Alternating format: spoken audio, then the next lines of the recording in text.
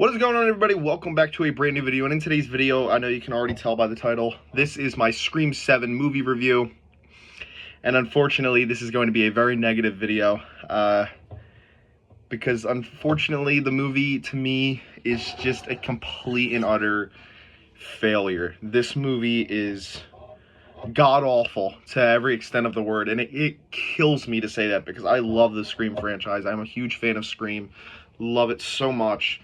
And I was so excited going into this film, and I walked out of it less than 2 hours ago, completely just deflated and disappointed. I hate almost everything about this movie. I'm going to get into the things that I liked first, because it's a very short list, and then I'll get into the things that I didn't like in the back half.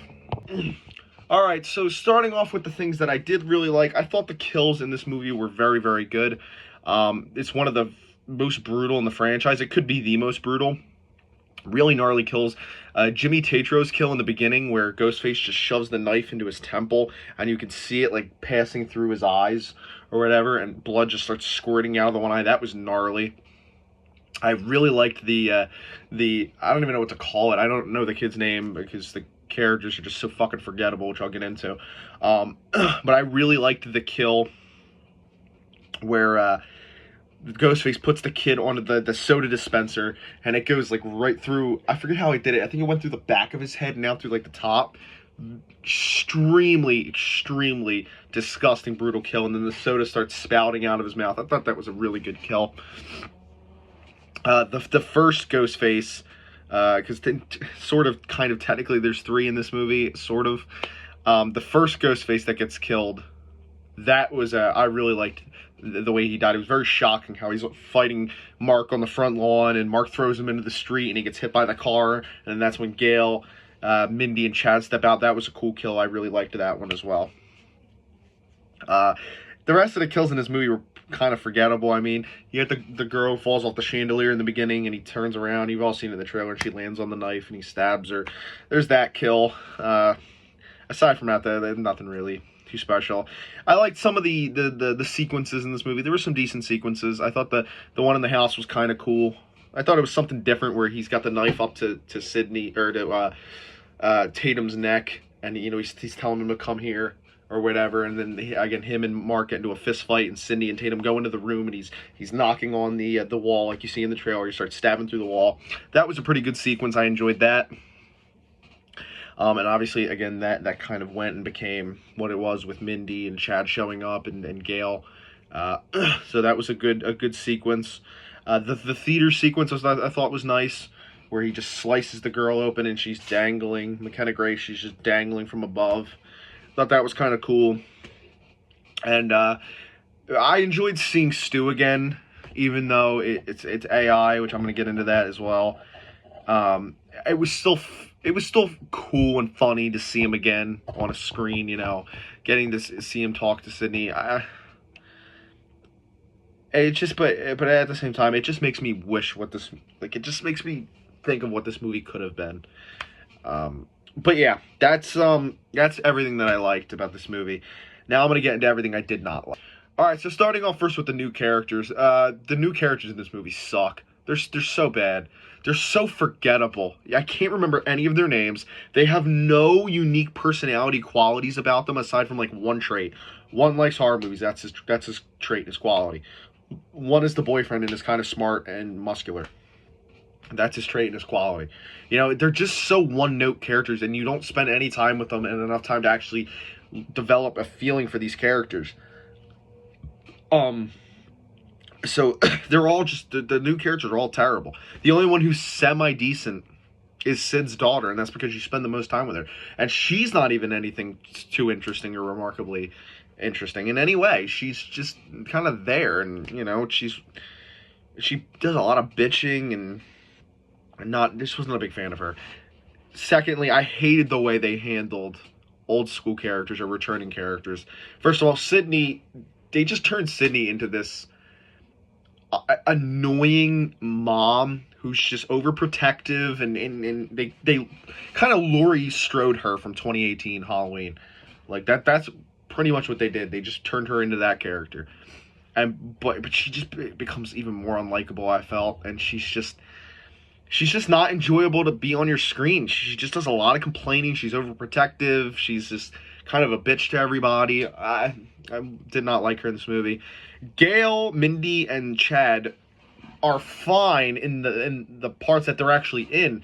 They're in like they show up like 20 minutes or so into the film, and then go into like where there's about maybe like, I don't know, 40 minutes left in the movie. So they're there for a good gap, but they just shoehorn them out, and they don't come back until like the final 5 minutes.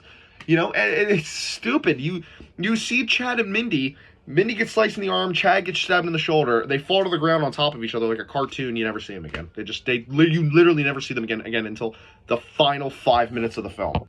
And then as for Gale, you know, she kind of has the same thing. She shows up at the same time Chad and Mindy do, and then she pretty much leaves the movie right after they do. She doesn't really get any cool confrontation with the killer or anything. She just randomly disappears, and you never see her again. It's, again, until like the final moments of the movie. It's just, I don't know why they did that with our characters, you know? And then getting to the plot, this whole AI thing was so fucking stupid.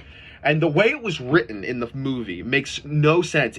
They constantly are trying to manipulate you into thinking it's either real or it's not.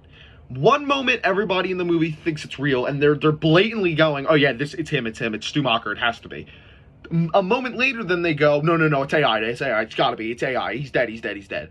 And they flip-flop, I want to say maybe a good 3 or 4 times in this movie. They go from one to the other. They just keep doing it. And they're just completely trying to just throw you off track in this dumb way when it's so obvious who the killer is, because by the time you even get to the end of the movie, everybody's dead. So it can only be one person, and the one person that's left. And I'll get into that in a minute. But it's just, this whole AI thing was so dumb. They completely wasted Matthew Lillard. You know, he has a couple scenes, and he's on a phone the entire time. And we all knew it was coming. We all knew it was going to be some stupid AI shit.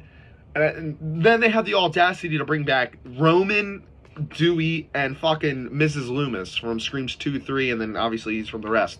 Why the fuck? They had them in this dumb sequence where they're on this TV, and it's like almost like this cartoon-like flashback sequence thing, where it's like, it just shifts from one character to the other, and they're all standing there with this most cartoonish voice. Like the most cartoonish voice I've ever heard in my life. And they're like, "Oh, we're back to haunt you, Sid. Remember me, Sydney? Oh yeah, Sydney, it's me." I'm like, what the fuck is this child shit? It was so stupid. I couldn't believe what I was watching. I was like, what? This is what they brought them all back for this? I was hoping it was going to at least be a flashback or a fucking vision or something. But nope, it was stupid-ass AI. Dumb. Just so dumb. They completely confirm, I guess, that Stu's dead, so you can forget them ever doing that, bringing him back. What a waste, man. You could have had the opportunity to bring Matthew Lillard back, and to have him be the killer, and to have him take on, like, some sort of apprentice or something. Nope, didn't do it. And to find out who the fucking killer is, random lady who we see in 2 scenes in this movie. 2 scenes she's in this movie.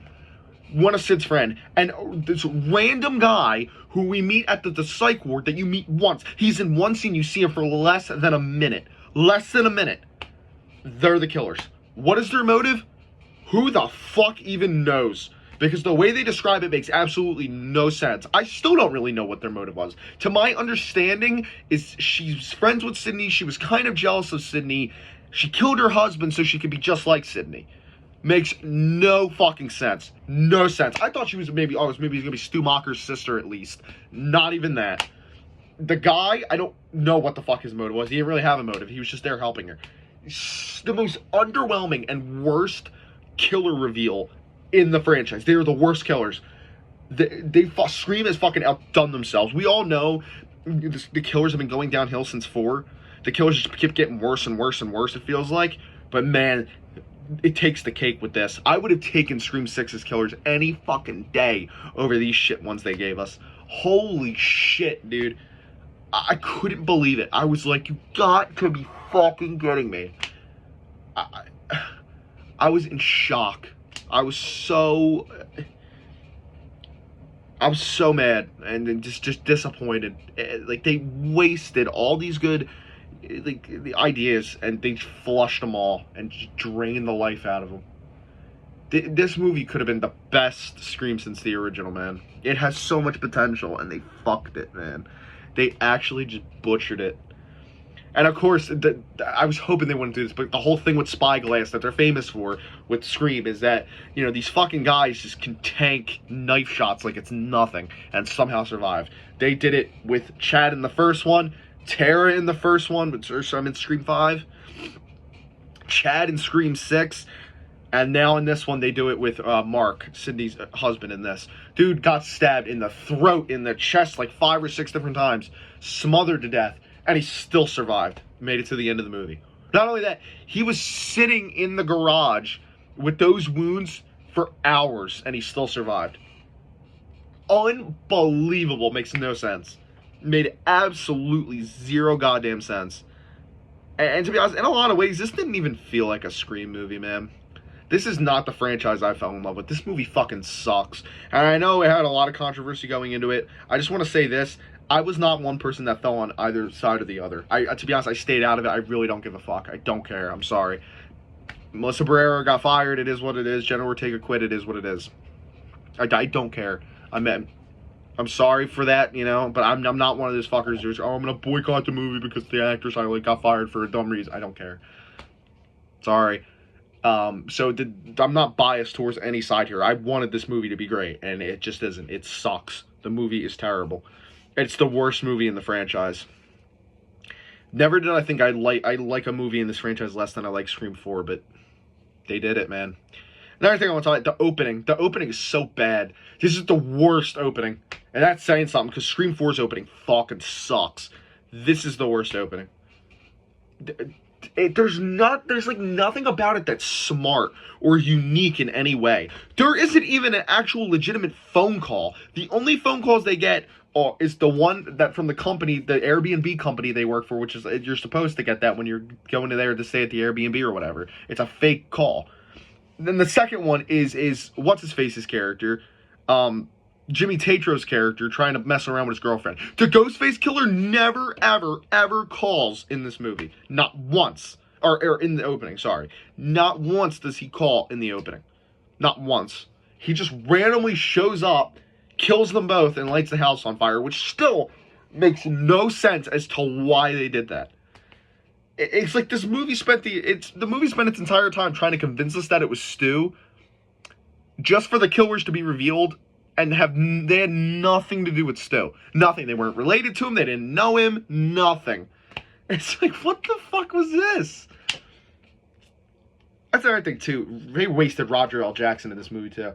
I appreciate it in the last two where he got to actually kind of stretch his acting chops a little bit and do some more unique scenes.